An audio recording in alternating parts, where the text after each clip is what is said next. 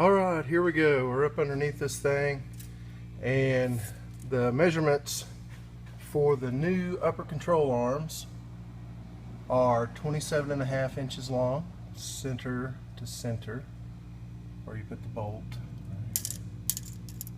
27.5 inches long. The lowers are 33.5.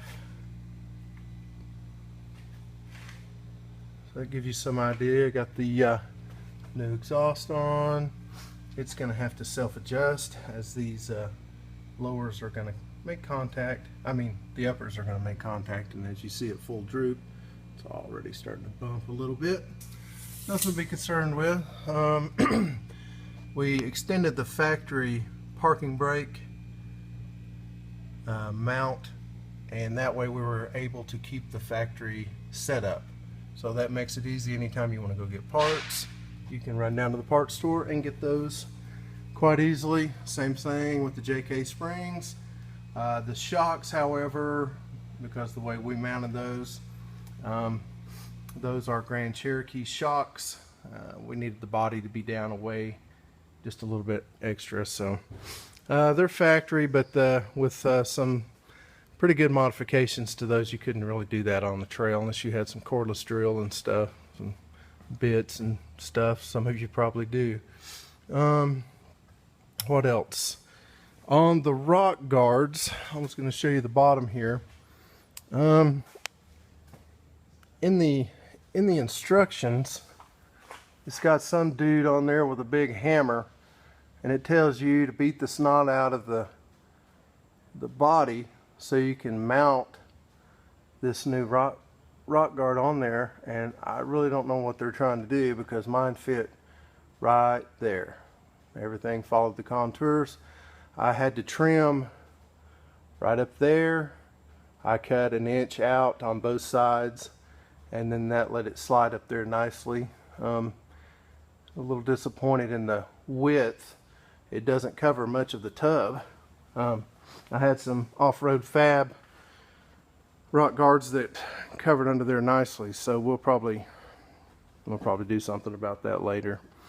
But when you do mount your rock guards, if you get the extended ones, you're going to have to trim the front. I just trimmed around my flare here. You're going to have to trim here, you're going to have to trim here, you're going to have to trim the length off the back. Now be careful when you trim the front, because the more you trim the front and you push it forward, your step comes forward. So it's actually not centered on the door, which actually makes it nice. When you pull your doors off, you can put your foot out here, it still works nicely. But you don't want it too far forward because it'll look retarded. Sorry if that's not politically correct, but anyway. If I can get back here and give you a little shot of how far it stretched the rear. We got about 5 inches out of the stretch, so it sets it back quite nicely. Should be able to get on get on whatever we need to without too many complications. Got the crawler tank. There's our new truss from Barnes Off-Road. Everything looks good up under there. Actually got a new diff cover I'm going to put on from Blue Torch Fab. It's got the tab that comes up high, and we're going to connect it to our truss, and that way we'll be connected here at the tubes and at the diff.